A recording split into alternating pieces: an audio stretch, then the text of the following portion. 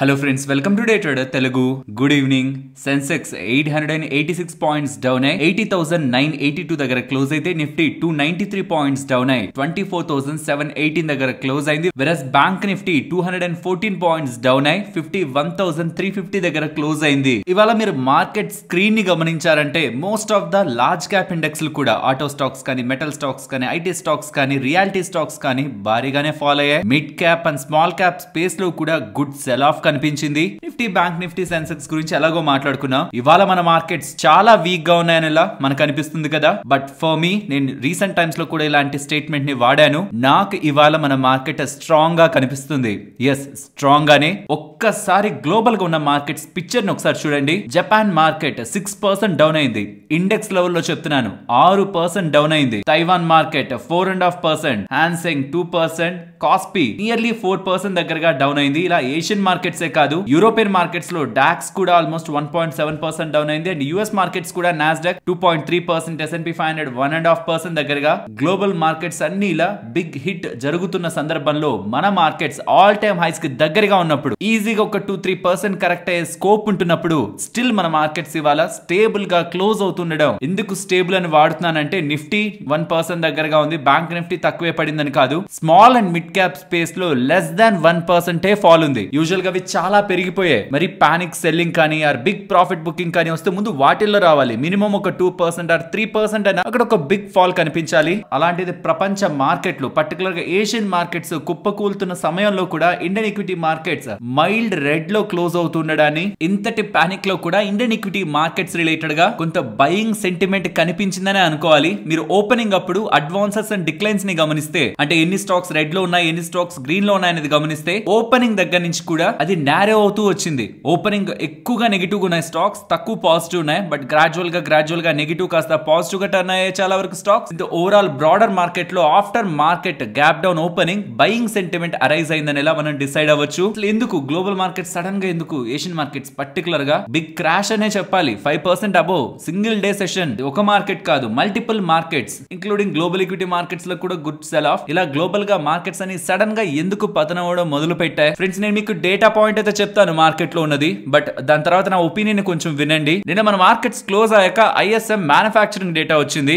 అది 46+ దగ్గరగా వచ్చింది. అంటే 46 to 47 ఇన్ బిట్వీన్ వచ్చింది. ఎగ్జాక్ట్ గా చెప్పాలంటే 46.8 అనుకోండి. మార్కెట్ ఎక్స్పెక్ట్ చేసింది 49 దగ్గరగా ఉంటుందని. సో ఎకానమీ వీక్ అవుతుంది, బట్ 49 దగ్గరగా వస్తుంది ISM మ్యానుఫ్యాక్చరింగ్ డేటా అని మార్కెట్ అనుకుంటే, 46 to 47 నియర్లీ 46.8% దగ్గరగా ISM మ్యానుఫ్యాక్చరింగ్ డేటా వస్తుండడం most of the financial platforms లో మీకు ఇదే హైలైటెడ్ గా కనిపిస్తుంది. బట్ ఇందులో కూడా ఎంప్లాయ్మెంట్ కాంపోనెంట్ 43.3% దగ్గరగా వచ్చింది. ఇలాంటి లో నెంబర్ ప్రీవియస్ గా ఎప్పుడు వచ్చిందో తెలుసా? 2020 ఈ వైరస్ రిలేటెడ్ టైం. సరే, దానికి ముందు ఎప్పుడు వచ్చిందో తెలుసా? 2009 మార్కెట్ లో బిగ్ క్రాష్ జరిగింది కదా, 2008-9 ఆ పాయింట్ లో. సో ఎప్పుడెప్పుడైతే మార్కెట్స్ లో ఒక భారీ crash, recession or global impact జరుగుతున్న సమయంలో ఎలాంటి ఎంప్లాయ్మెంట్ డేటా అయితే నమోదైందో ఈ మ్యానుఫ్యాక్చరింగ్ డేటాలో, అలాంటి ఎంప్లాయ్మెంట్ ఈసారి నమోదవుతుండడం మార్కెట్ లో రెసిషన్ స్టార్ట్ అయిందని ఒక భయాల్ని క్రియేట్ చేశాయి. దీంతో పాటు జాబ్లెస్ క్లెయిమ్స్, అంటే మాకు జాబ్ లేదు అని ఇన్సూరెన్స్ రిలేటెడ్ గా క్లెయిమ్ చేసుకునే వాళ్ళ సంఖ్య 2,49,000 కి రీచ్ అయింది. మార్కెట్ ఎక్స్పెక్టేషన్స్ నియర్లీ 2,36,000 or 2,37,000 దగ్గరగా ఉంటాయని, అది కూడా అనూహ్యంగా పెరిగింది. సో జాబ్ లేదు అనే వాళ్ళ సంఖ్య పెరిగింది. ISM మ్యానుఫ్యాక్చరింగ్ డేటా, అందులోనే ఎంప్లాయ్మెంట్ కాంపోనెంట్ మల్టీ ఇయర్ లో 2020-2009 లోస్ దగ్గరగా డేటా కనిపిస్తుండడం, ఈసారి కూడా గ్లోబల్ ఎకానమీ ఒక రెసిషన్ జోన్ లోకి వెళ్ళబోతుంది, రెసిషన్ రాబోతుంది అనేలా భయాలు మార్కెట్ లో ఉండడమే మార్కెట్ ఫాల్ కి ప్రధాన కారణం అనేలా సోషల్ మీడియాలో మనకి డేటా ఆర్ ఫైనాన్షియల్ ప్లాట్ఫామ్స్ లో డేటా కనిపిస్తుంది. బట్ ఇక్కడ గుర్తుంచుకోవాల్సింది, ఇప్పటి వరకు మార్కెట్ లో ఎకానమీ పరంగా వీక్ డేటా పాయింట్స్ రావాలి, లైక్ జీడిపి వీక్ గా రావాలి, జాబ్లెస్ క్లెయిమ్స్ పెరగాలి, సో దట్ జాబ్ లేని వాళ్ళ సంఖ్య పెరుగుతుంటే ఎకానమీ వీక్ గా ఉంటున్నట్టు, and normal jobs data, monthly jobs data తక్కువగా రావాలి, సిపిఐ ఇన్ఫ్లేషన్ తగ్గాలి, పీసీ ఇన్ఫ్లేషన్ తగ్గాలి. ఇలా ఇన్ఫ్లేషన్ తగ్గాలి, ఎకానమీ కూడా ఇంపాక్ట్ అవ్వాలి నెగిటివ్ గా, సో దట్ అప్పుడు మాత్రమే ఫెడ్ వాళ్ళు వడ్డీ రేట్లు కట్ చేస్తారనే సినారియో మెయింటైన్ అయింది కదా. మరి ఇప్పుడు ఎకానమీ హర్ట్ అవుతుంటే ISM మ్యానుఫ్యాక్చరింగ్ డేటా వీక్ గా వచ్చింది, జాబ్లెస్ క్లెయిమ్స్ పెరిగాయి, ఇవి ఎకానమీని హిట్ చేస్తున్నట్టే. దీంతో ఖచ్చితంగా ఫెడ్ వాళ్ళు సందర్భాలు వడ్డీ రేట్లు కట్ చేస్తారు కాబట్టి ఇవి వీక్ గా రావడం మార్కెట్ ఎందుకు పాజిటివ్ గా తీసుకోలేదు, ఇది మిమ్మల్ని అడగాలనుకుంటున్నాను. బికాస్ మనం multiple times multiple data points మాట్లాడుకుంటాం. ఇలా మనల్ని మనం క్వశ్చన్ చేసుకోలేకపోతే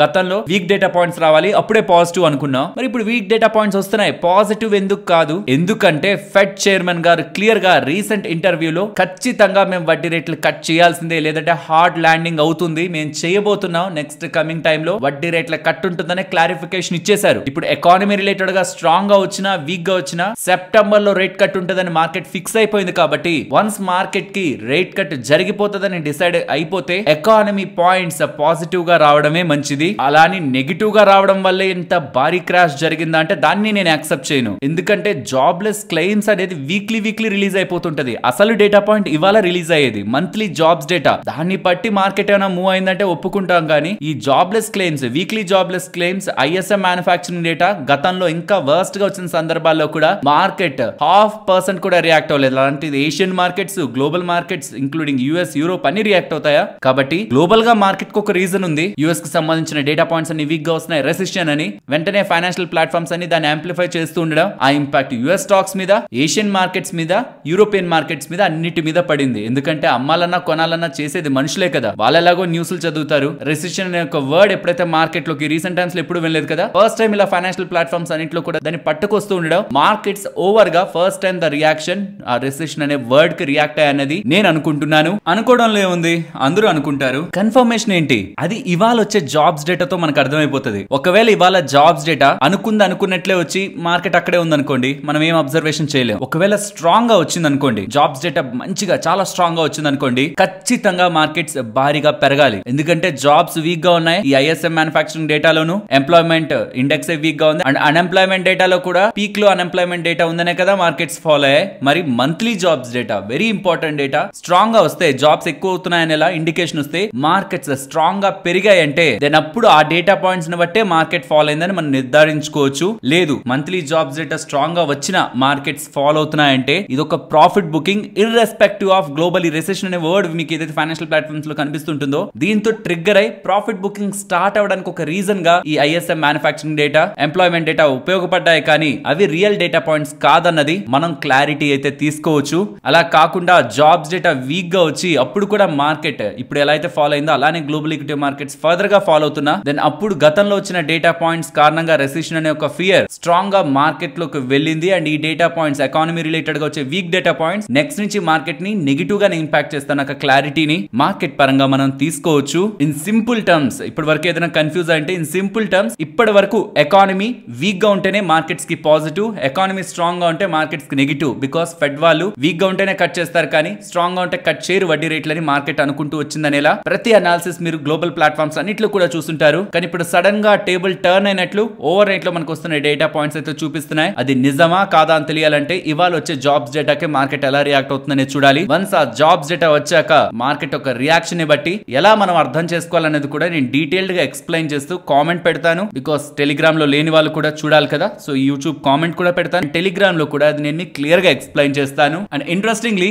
ఇండియా విక్స్ చూసారా 11% దగ్గరగా పెరిగింది. అండ్ యుఎస్ విక్స్ కూడా 14% దగ్గరగా పెరిగింది. అండ్ ఓవరాల్ బ్యాంక్ నిఫ్టీని ఇవాళ ప్రొటెక్ట్ చేసింది ఎవరైనా ఉన్నారా అంటే ఇద్దరు సోదరులు Kotak Mahindra bank and HDFC bank. గతంలో వీళ్ళిద్దరే చాలా వరకు మార్కెట్ ని డౌన్ చేసేవాళ్ళు కానీ ఇవాళ వాళ్ళే కొంత ప్రొటెక్ట్ చేసి నియర్లీ ఒక 200 పాయింట్స్ 180-200 పాయింట్స్ దగ్గరగా మార్కెట్ కి సపోర్ట్ ఇచ్చారు. కాబట్టి కంపేర్డ్ విత్ నిఫ్టీ మనకి ఇవాళ bank Nifty less than half మాత్రమే కరెక్ట్ అయింది. అండ్ బ్యాంక్ నిఫ్టీలో మీరు ఇది అబ్జర్వ్ చేస్తున్నారని అనుకుంటున్నాను. మండే మీకు ఫామ్ అయిన హై అండ్ లో ఉంది కదా మార్కెట్ లో, దానికి మధ్యలోనే ప్రెసెంట్ ఇంకా మార్కెట్ ఉంటూనే ఉంది. సో ఎంటైర్ వీక్ అంతా ఫస్ట్ డే ఫామ్ అయిన హై అండ్ లో ఇన్ బిట్వీనే బ్యాంక్ నిఫ్టీ క్లోజ్ అయింది. అండ్ కమింగ్ టు నిఫ్టీ ఏదైతే ఇంపార్టెంట్ రెసిస్టెన్స్ దగ్గరకు వచ్చినప్పుడు కన్సాలిడేషన్ కనిపిస్తుంది, రేంజ్ బౌండ్నెస్ మార్కెట్ లో ఉంటుంది అనేది థియరీ ఏదైతే ఉందో అది రాంగ్ అవుతుందనేలా మార్కెట్ లో ఇండికేషన్ కనిపించి ఫైనల్లీ అది ఎనీ రీజన్ గ్లోబల్ గా జరుగుతున్న ఏ సినారియో వల్ల అయినా అవ్వచ్చు మళ్ళీ అది రెసిస్టెన్స్ దగ్గర కన్సాలిడేట్ అవడానికి ప్రైస్ యాక్షన్ అయితే ఇంపార్టెంట్ లెవెల్స్ దగ్గరికి అయితే వచ్చింది. సో ఇవాళ వచ్చిన ఫాల్ ఆర్ గ్లోబల్ ఫాల్ చూస్తే మనకి మార్కెట్స్ ఇంకా భారీగా పడిపోతాయేమో అనిపిస్తుంది. బట్ పర్సనలీ నేనైతే మార్కెట్ రేంజ్ లో ఉంటుంది అనుకుంటున్నాను. అండ్ ఆ రేంజ్ కూడా గత కొద్ది రోజులుగా చెప్తున్న range 24,500 to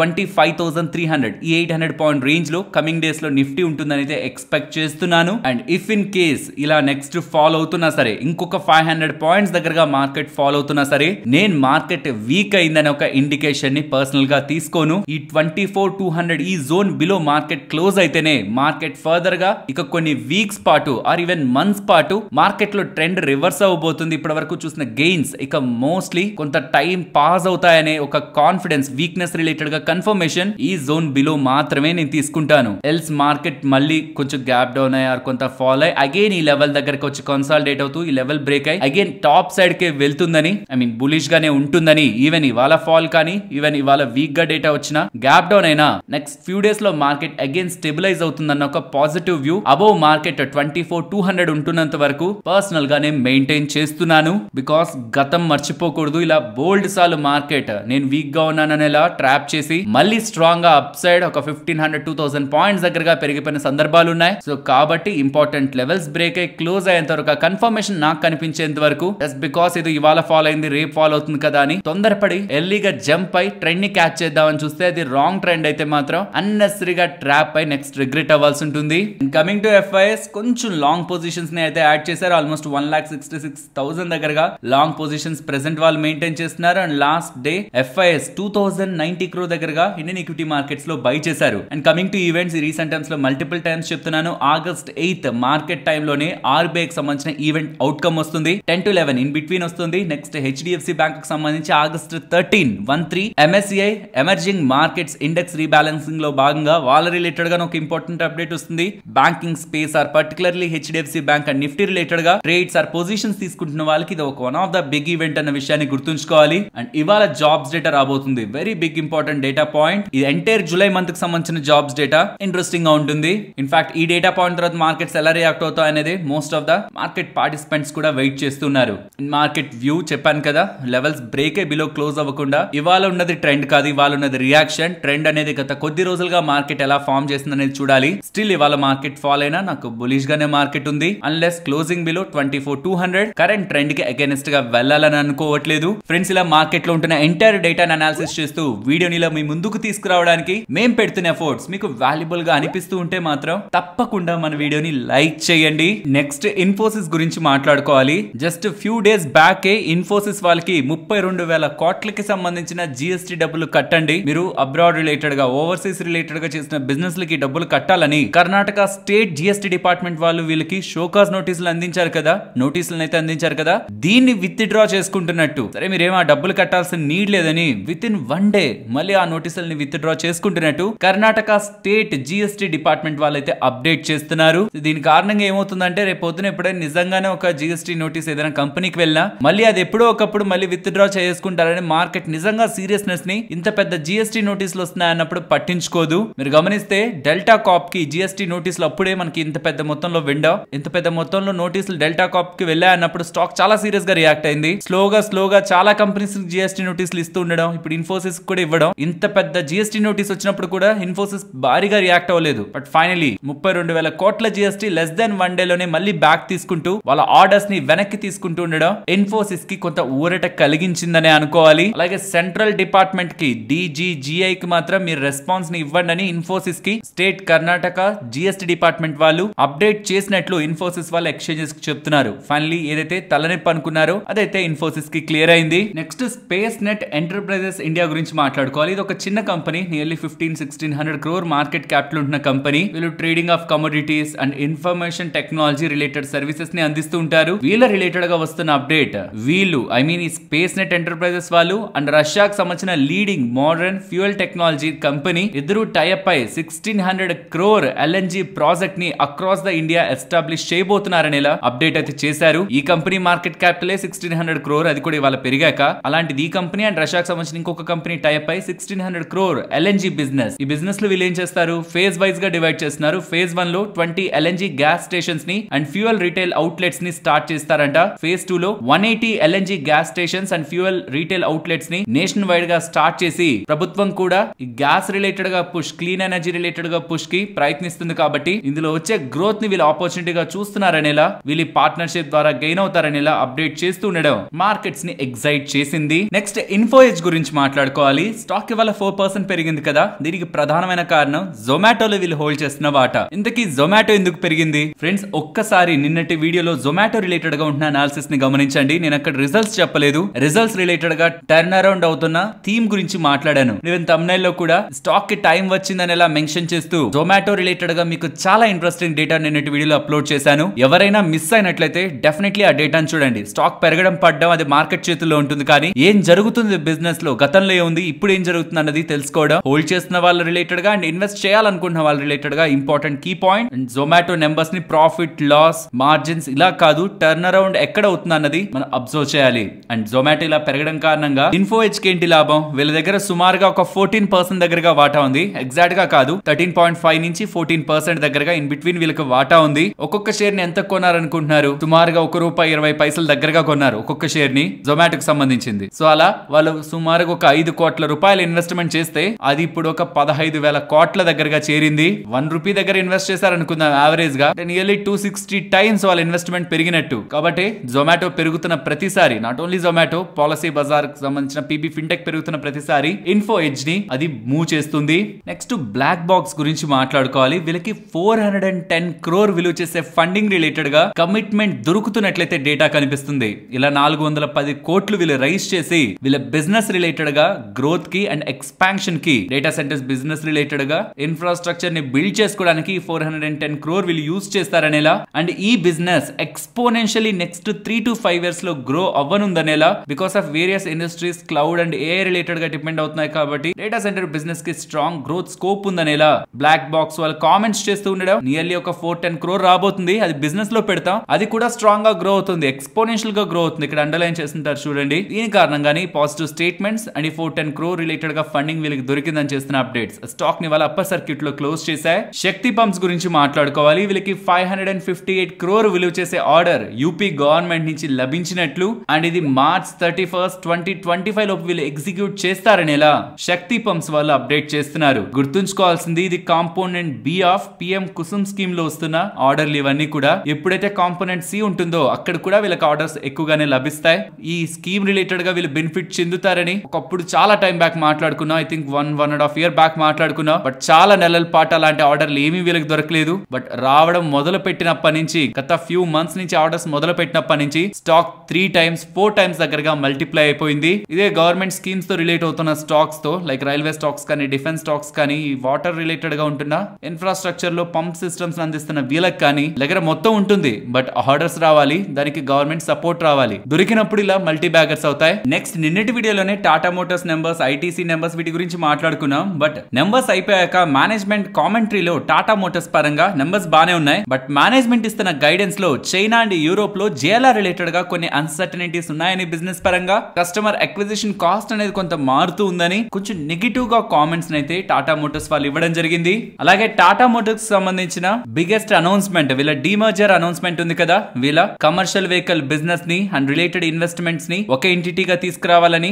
and passenger vehicles ని, లైక్ ప్యాసింజర్ వెహికల్స్ ఏవైతే కార్స్ మనం బయట చూస్తుంటాం అవి, electric vehicles and JLR business ని అండ్ రిలేటెడ్ ఇన్వెస్ట్మెంట్స్ ని ఇంకొక కంపెనీగా తీసుకురావాలని. సింపుల్ టర్మ్స్, పెద్ద పెద్ద వెహికల్స్, ట్రక్స్, బసెస్ ఇవన్నీ కమర్షియల్ వెహికల్స్ కిందకి వస్తాయి. వాటిని ఒక పక్కకి కామన్ పర్సన్ యూజ్ చేసే కార్స్ ఉంటాయి కదా, right from passenger vehicles, electric vehicles and luxury cars అయినా Jaguar and Land Rover cars ని ఇదొక సెగ్మెంట్ లోకి తీసుకురావాలనే ప్రయత్నం చేస్తున్నారని గతంలో చెప్పారు కదా. ఈ మొత్తం ప్రాసెస్, ఈ demerger process next 12 to 15 months లో కంప్లీట్ అవుతుందని ఇలా అప్డేట్ చేశారు. సో ఓవరాల్ కామెంటరీ కొంచెం వీక్ గా ఉంది మేనేజ్మెంట్ సైడ్ నుంచి. And recent July sales data కూడా టాటా మోటార్స్ ది వీక్ గా ఉంటుండడం స్టాక్ ఫాల్ బ్యాక్ ఉంటున్న ఇంపార్టెంట్ రీజన్. ఫ్రెండ్స్, ఇలా న్యూస్ అప్డేట్స్ ని అనాలిసిస్ చేస్తూ మీ ముందుకి కంటెంట్ తీసుకురావడానికి మేం పెడుతున్న ఎఫర్ట్స్ మీకు వాల్యుబుల్ గా అనిపిస్తూ ఉంటే మన వీడియోని తప్పకుండా లైక్ చేయండి. Next Maruti July month sales data weak గా ఉంది. ఇన్ఫాక్ట్ నేను నిన్నటి వీడియోలో కూడా చెప్పాను, ఏ ఆటో కంపెనీ కూడా స్ట్రాంగ్ డేటాని పబ్లిష్ చేయలేదు. నాకు తెలిసినంత వరకు బజాజ్ ఆటో మంచిగానే డేటాని పబ్లిష్ చేసింది. అది కాక మిగిలిన వాళ్ళందరూ కూడా, ఇంక్లూడింగ్ M&M కానీ, ఎస్కార్ట్స్ కానీ, మారుతి సుజుకి కానీ, టాటా మోటార్స్ కానీ, అశోక్ లేలాండ్ కానీ, అండ్ నిన్న మార్కెట్స్ క్లోజ్ అయ్యాక పోస్ట్ చేసిన Royal Enfield, I mean Eicher Motors కానీ, హీరో వాళ్ళు కూడా,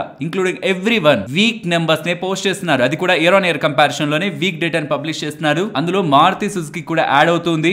ఓవరాల్ అక్రాస్ ద సెగ్మెంట్స్ వీళ్ళ numbers year on year comparison లో వీక్ గా ఉన్నాయి. Even Hero MotoCorp related గా సేల్స్ కూడా 3.7 lakh యూనిట్స్ దగ్గరగా వీళ్ళు నమోదు చేశారు. అండ్ ఎక్స్పెక్టేషన్స్ నియర్లీ 4 lakh దగ్గరగా ఉంటాయని. సిమిలర్ గా ఐషర్ మోటార్స్ సంబంధించిన రాయల్ ఎన్ఫీల్డ్ సేల్స్ కూడా ఇయర్ ఆన్ ఇయర్ కంపారిజన్ లో డిక్లైన్ అయ్యాయి. దీంతో పాటు వీళ్ళకి 100 crore విలువ చేసే జిఎస్టీ డిమాండ్ నోటీస్ కూడా జిఎస్టీ డిపార్ట్మెంట్ దగ్గర నుంచి లభించిందని ఐషర్ మోటార్స్ వాళ్ళు అప్డేట్ చేస్తున్నారు. అండ్ రీసెంట్ గా సెబీ కొత్త చేంజెస్ తీసుకురావడం బ్యాక్ ఉంటున్న real person whole time members వాళ్ళ అభిప్రాయాల్ని ఎఫ్ఎన్ఓ రిలేటెడ్ గా ఉంటున్న ట్రేడింగ్ పై వ్యక్తమైతే చేశారు. సెబీ కూడా మాట్లాడింది అండ్ సెబీ రిలేటెడ్ గా ఉంటున్న హోల్ టైమ్ మెంబర్స్ కూడా మాట్లాడారు. అందులో ఒక మెంబర్ ఏం చెప్పారంటే ఎక్స్పైరీ డే రోజు చాలా తక్కువ ప్రీమియం తో ఆప్షన్స్ ట్రేడ్ అవుతూ ఉంటాయి. అంత తక్కువలో ట్రేడ్ అవుతుండేసరికి 100s లో 200s లో కూడా దొరుకుతూ ఉండేసరికి వాటిల్ని కొనేందుకు చాలా మంది ఎలిజిబుల్ అవుతారు కాబట్టి, ఎంత తక్కువ డబ్బులు ఉన్న వాళ్ళైనా కొంటారు కాబట్టి ఎక్స్పైరీ డే రోజు రీటైలర్స్ పెద్ద మొత్తంలో ఇలా చిన్న చిన్న అమౌంట్స్ ని మార్కెట్ లో పెట్టి లాటరీ కోసం జాక్ పాట్ కోసం చూస్తున్నారు. ఇది నథింగ్ బట్ ఏ క్యాసినో. అందరూ కాయిన్స్ వేసి జాక్ పాట్ కొట్టడానికి చూసే క్యాసినోలా ఎక్స్పైరీ డేస్ తయారయ్యాయని, కాబట్టి ఈ కొత్త రూల్స్ తీసుకొచ్చాం. అండ్ గుర్తుంచుకోండి, మేము ఇక్కడతో ఆపాలనుకోవట్లేదు. వీటితో పాటు ఇంకే చర్యలు తీసుకుంటే ఎఫ్ఎన్ఓని ఇంకా స్ట్రక్చర్డ్ వేలో మేనేజ్ చేయించిన దానిపై మేము ఇంకా దృష్టి పెడతామని సెబీ హోల్ టైమ్ మెంబర్ అనంత నారాయణ గారు అయితే అప్డేట్ చేస్తున్నారు. అండ్ బ్రోకర్స్ అందరూ కూడా కొన్ని సెట్ ఆఫ్ ఫిల్టర్స్ ని యూస్ చేయండి ఎఫ్ఎన్ఓ ట్రేడింగ్ రిలేటెడ్ గా. లైక్ ఏమైనా పర్టికులర్ గ్రాడ్యుయేషన్ ఉంటేనే వాళ్ళు ఎఫ్ఎన్ఓ ట్రేడింగ్ చేయాలనా, లేకపోతే ఇంత క్యాపిటల్ ఉన్న వాళ్ళే ఎఫ్ఎన్ఓ ట్రేడింగ్ చేయాలనా, మరి ఏం ఫిల్టర్స్ అర్థం కావట్లేదు. కానీ ఒక set of filters brokers suggest చేస్తున్నారంట సెబీకి. వాళ్ళు మాత్రమే ఎఫ్ఎన్ఓ రిలేటెడ్ గా యాక్టివిటీ చేయాలనా, లేకపోతే బ్యాక్ థీమ్ ఏంటో తెలియట్లేదు. కానీ ఫిల్టర్ అంటే మీనింగ్ ఏంటి? మనం ఏదైనా షాప్ చేస్తున్నప్పుడు కూడా ఫిల్టర్స్ ఉంటాయి. నాకు ఈ కలర్ కావాలి, లేకపోతే ఇలా నాకు కావాలని మనం సెలెక్ట్ చేసుకునే కొద్దీ మన రిజల్ట్స్ తక్కువ అయిపోతూ ఉంటాయి. అలా కొన్ని ఫిల్టర్స్ ని సెబీకి బ్రోకర్ సజెస్ట్ చేస్తున్నారని ఎలా డేటా కనిపిస్తూ ఉంది. అండ్ ఒక్కసారి ఇమేజ్ ని గమనించండి. సెబీ రిలేటెడ్ గా ఉంటున్న సేమ్ పర్సన్ అనంత నారాయణ గారు ఇంట్రెస్టింగ్ కామెంట్స్ అయితే చేశారు. గత 3 సంవత్సరాల్లో రీటైలర్స్ దగ్గర నుంచి మార్కెట్ లోకి వచ్చిన డబ్బులు 3,10,000 కోట్లు అని చెప్తున్నారు. ఎస్, 3,10,000 కోట్లు గత 3 సంవత్సరాల్లో మార్కెట్ లోకి వస్తే, అదే టైం పీరియడ్ లో వచ్చిన ఐపీఓలు కానీ ఓఎఫ్ఎస్లు కానీ, అంటే ఆల్రెడీ మార్కెట్ లో ఉన్న లిక్విడిటీ కాకుండా కొత్తగా సప్లై ఎక్కడి నుంచి వచ్చిందని చూస్తే ఐపీఓల ద్వారా ఓఎఫ్ఎస్ల ద్వారా వచ్చింది 2 లక్షల కోట్లు మాత్రమే. కాబట్టే 1,10,000 కోట్ల దగ్గరగా ఆల్రెడీ ఉంటున్న లిక్విడిటీలోకి వెళ్తూ ఉండడం ఓవరాల్ మార్కెట్స్ పెరగాల్సిన దానికంటే కూడా యూఫోరిక్ మూవ్మెంట్ లో మార్కెట్స్ ని తీసుకువెళ్తున్నాయని, ఇండైరెక్ట్ గా మనకి ఇంకా చాలా ఐపీఓస్ మార్కెట్ లోకి వచ్చి సప్లైని పెంచాలనేలా తను అభిప్రాయపడుతున్నట్లయితే తెలుస్తుంది. ఇన్ సింపుల్ టర్మ్స్ ఇది ఒక ఎగ్జాంపుల్ తో చూస్తే, వరుసగా ఒక 10 ఐపీఓలు వచ్చాయనుకోండి, మార్కెట్ లో పెట్టాలి డబ్బులు పెట్టాలనుకున్న వాళ్ళు ఈ ఐపీఓలను అప్లై చేస్తే మార్కెట్ లోకి సెకండరీ మార్కెట్ లోకి వెళ్లే డబ్బులు ప్రైమరీ మార్కెట్ లో ఈ ఐపీఓల ద్వారా వెళ్లి మార్కెట్ లో లిస్ట్ అయిపోతాయి ఆ స్టాక్. సో దట్ ఆల్రెడీ ఉంటున్న స్టాక్స్ ని కొనేదాని బదులు కొత్తగా ఐపీఓలు వస్తూ వాటిని కొంటూ వెళ్తే రీటైలర్స్ ఒక డిమాండ్, ఎక్సెసివ్ డిమాండ్ ఉంది వాళ్ళ దగ్గర నుంచి, భారీగా డబ్బులు వస్తుంది. దాన్ని మీట్ చేసేలా ఐపీఓస్ కూడా ఉండాలనే అభిప్రాయాన్ని నాట్ ఓన్లీ ఐపీఓస్, ఎఫ్పీఓస్ కానీ, ప్రిఫరెన్షియల్ అలాట్మెంట్స్ కానీ, క్యూఐపీస్ కానీ, రైట్స్ ఇష్యూస్ కానీ, ఈవెన్ ఓఎఫ్ఎస్ లైనా సరే మార్కెట్ లో సప్లై పెంచే విధానం జరుగుతున్నప్పుడే రీటైలర్స్ దగ్గర నుంచి వస్తున్న డబ్బులు ప్రాపర్ గా డిస్ట్రిబ్యూట్ అవుతుందనేలా తను అభిప్రాయపడ్డారు.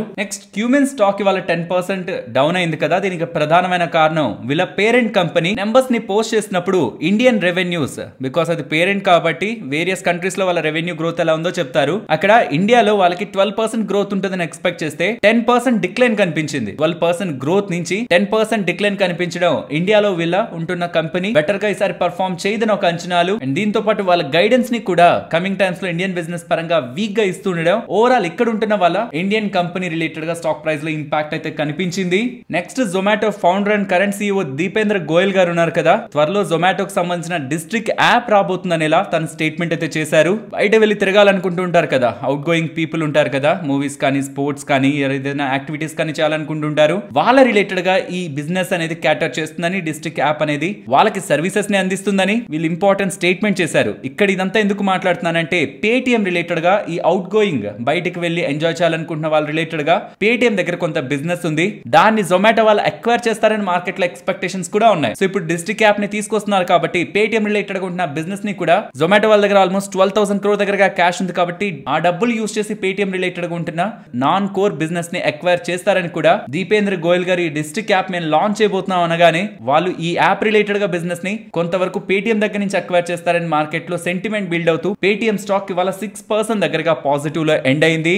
నెక్స్ట్, నెట్వెబ్ టెక్నాలజీస్ గురించి మాట్లాడుకోవాలి. వీళ్ళ ప్రమోటర్స్ సుమారుగా 20,54,000 షేర్స్ ని బ్లాక్ డీల్ లో భాగంగా 2,180 రూపీస్ ఫ్లోర్ ప్రైస్ పెట్టి నిన్నటి క్లోజింగ్ తో 3.4% డిస్కౌంట్ పెట్టి బ్లాక్ డీల్ లో సెల్ చేసినట్లు డేటా కనిపిస్తుంది.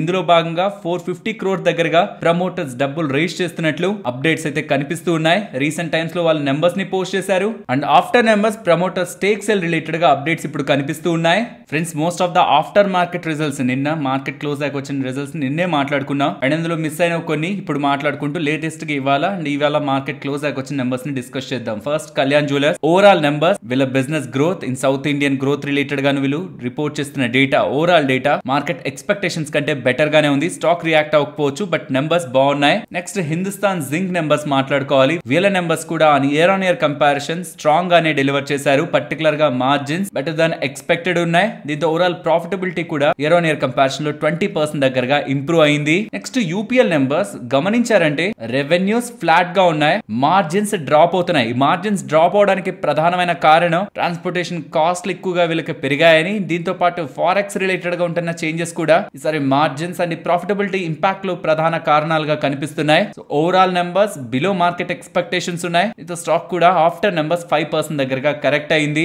క్యామ్స్ వాళ్ళ numbers overall year on year comparison లోనే కంపేర్ చేయాలి. రెవెన్యూలో 27% గ్రోత్, మార్జిన్స్ 3% దగ్గరగా 300 బేసిస్ పాయింట్స్ దగ్గరగా ఇంప్రూవ్ అవుతున్నాయి. ప్రాఫిటబిలిటీ కూడా 41% year on year growth positive గానే చూడొచ్చు. నెక్స్ట్ సారేగామా వాళ్ళ నెంబర్స్ ని పోస్ట్ చేశారు. రెవెన్యూస్ 26% ఇంప్రూవ్ అవుతున్నా, operating profit margin quarter and quarter and year on year comparison లో డౌన్ అవుతుండడం అది స్ట్రైట్ అవే వీళ్ళ ప్రాఫిటబిలిటీని year on year and quarter comparison లో డౌన్ చేసింది. ఇక్కడ మార్జిన్స్ వీక్ ఉండడం, ప్రాఫిటబిలిటీ డౌన్ అయిందనే విషయాన్ని గుర్తుంచుకోవాలి.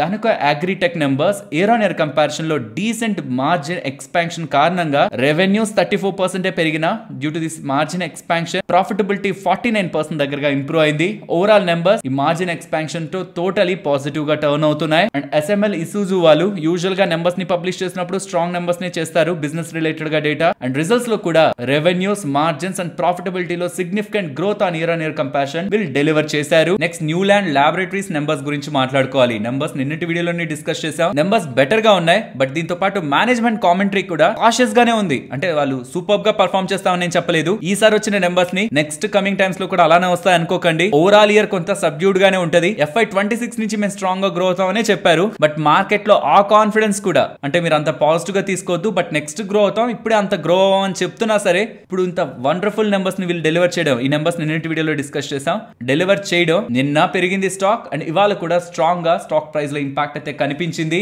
నెక్స్ట్ నిఫ్టీ అలాగే bank Nifty support and resistance present ఉన్న లెవెల్స్ నుంచి అప్ సైడ్ ఇమీడియట్ గా ఉంటున్నది 24,750. బ్రేక్ అయితే మాత్రం 24,830 గతంలో సపోర్ట్, ఇవాళ రెసిస్టెన్స్ మల్టిపుల్ టైమ్స్ అబ్జర్వ్ చేశారని అనుకుంటున్నా. అండ్ సపోర్ట్ కూడా ఈ జోన్ బ్రేక్ అయితే ఇవాళ తీసుకున్న ఈ జోన్ బ్రేక్ అయితే ఇమీడియట్ గా 24,670 ఆల్మోస్ట్ అక్కడ వరకు వచ్చింది. ఒకవేళ అది కూడా బ్రేక్ చేస్తుంటే ఈ 40 పాయింట్ జోన్ వదిలేయండి, 24,580 to 24,620 ఈ 40 పాయింట్ జోన్ కూడా బ్రేక్ అవుతుంటే మాత్రం 24,520 important support. Coming to bank Nifty present ఇవాళ తీసుకున్న సపోర్ట్ కూడా బ్రేక్ అయితే 50,960 and upside 51,880 and 52,170 important levels గా గమనిస్తున్నాను. Coming to market range even Nifty 25,000 కి పైగా వెళ్ళిపోతున్నప్పుడు కూడా డౌన్ సైడ్ సపోర్ట్ ని 24,500 దగ్గరే పెట్టాను. దానికి రీజన్ కూడా చెప్పాను. అన్నెసరీగా ఒకవేళ మార్కెట్ లో ఏమాత్రం బిగ్ ఫాల్ వస్తున్నా మనం వ్యూ ని మార్చుకోకూడదు, రేంజ్ ని మార్చకూడదు. అంటే డౌన్ సైడ్ కొంత ఎక్కువ ప్రొటెక్షన్ ని పెట్టుకుంటేనే 25,300 అరౌండ్ నేను రెసిస్టెన్స్ ని ఎక్స్పెక్ట్ చేస్తున్నాను కాబట్టి 25,250 అరౌండ్ అక్కడి నుంచి ఏమాత్రం డిప్ వచ్చినా కిందకి వెళ్తున్నప్పుడు అన్నెసరీగా మనం బైరిష్ థింకింగ్ లోకి